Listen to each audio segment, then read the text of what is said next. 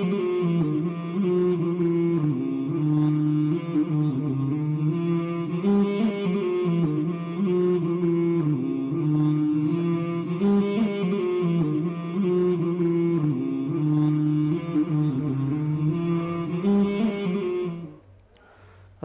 আলাইকুম সম্মানিত শ্রোতা ও দর্শক মণ্ডলী, আমরা বিরতির পর আবার আপনাদের সাথে চলে এলাম।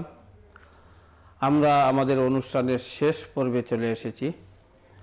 ইনশাল্লাহ আমাদের কাছে যে প্রশ্ন আছে আমরা উত্তরের দিকে চলে যাব, তারপরে আপনাদের কাছে আসব। আমি জনাব মুহাদ্দিস সাহেব আপনার কাছে জানতে চাইব, একজন মহিলা ফোন করেছিলেন, উনার সন্দেহ যে উনার ছেলে মেয়েকে উনার শাশুড়ি কোনো তাবিজ বা কোনো কিছু করতেছেন কিনা, এবং উনি বলছেন উনি খুব অসুবিধায় আছে।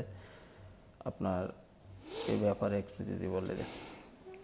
জি বোন, ধন্যবাদ। আমরা আসলে পরিপূর্ণভাবে কি ধরনের অসুবিধা আপনি আছেন আপনি ভালো জানেন, আল্লাহ ভালো জানেন। আমরা ইন জেনারেল কিছু আলোচনা করার চেষ্টা করি।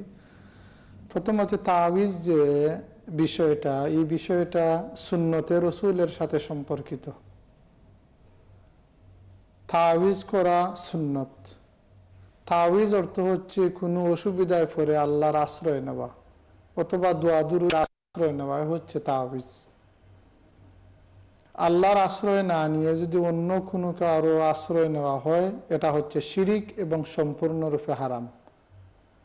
সুতরাং এই ক্ষেত্রে আপনি যদি তাবিজের জন্য পরিচিত আলিম এবং আমিল যারা যারা আমল রয়েছে এই সমস্ত কোনো মানুষের নিকট গিয়ে যদি তাবিজ আনেন, তাহলে এটা সুন্নতের ইত্তেবা হবে এবং এই তাবিজের দ্বারা মানুষের অসুবিধা দূর হয়, জিন ভূতের আসর দূর হয়, অথবা মন্দ কিছু হলে অথবা বিভিন্ন বেমারও আল্লাহ তাআলা এই আল্লাহর বান্দা এবং বান্দীদেরকে এর মাধ্যমে শিফা করে দিতে পারে।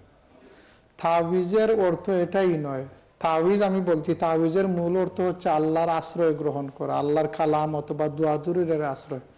তাবিজ মনে করেন কোনো আলিমের নিকট যদি আপনি যান, যাওয়ার পরে উনি আপনাকে ফু দিতে পারেন, এই ফুর আপনি দোয়ার আশ্রয় নিলেন।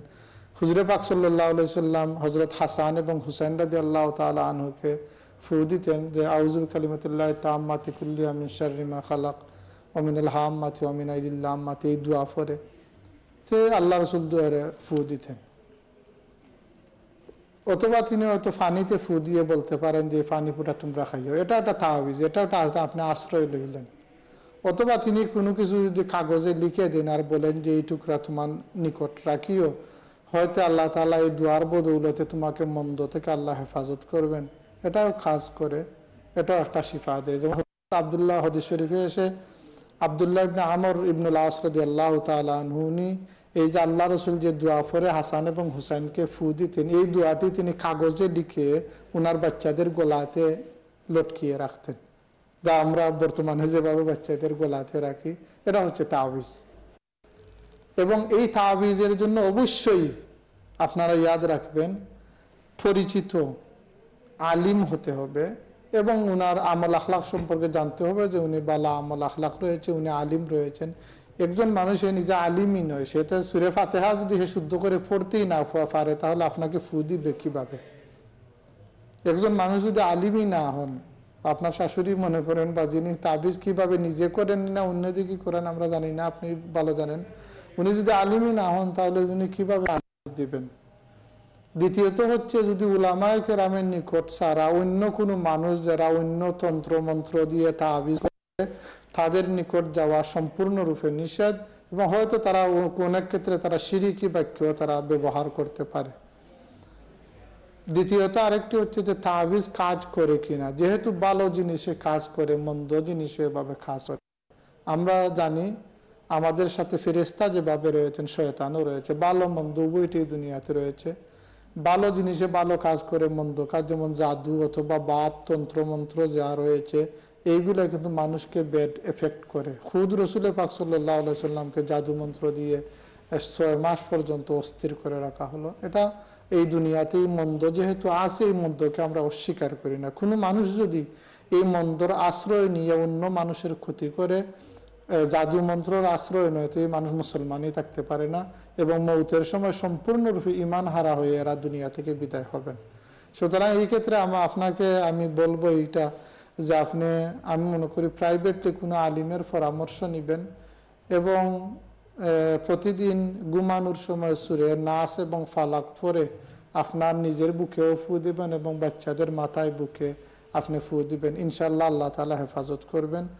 আর যেহেতু আপনি একটি সেন্সিটিভ বিষয় উল্লেখ করেছেন যে আপনার শাশুড়ি বলতে আপনার স্বামীর মা এবং আপনার বাচ্চাদের দাদি, আসলে ব্যাপারটা তিনি কোন ধরনের তাবিজ করেন, যদি বাচ্চাদের উপকারের জন্য, অনেক দাদি রয়েছেন যে তারা কিছু বেমার পড়লেই বাচ্চাদের উপকারের জন্য তারা উলামায়ে কেরামের নিকটে তাবিজ আনেন, যদি তিনি দেখেন যে উলামায়ে কেরামের নিকট তাবিজ এনে তাদের উপকারের জন্য দিতেছেন, আপনি ব্যবহার করবেন, কোনো সন্দেহ না। কারণ কোনো মা বাপ ইচ্ছা করে তাদের সন্তানের ক্ষতি করে না।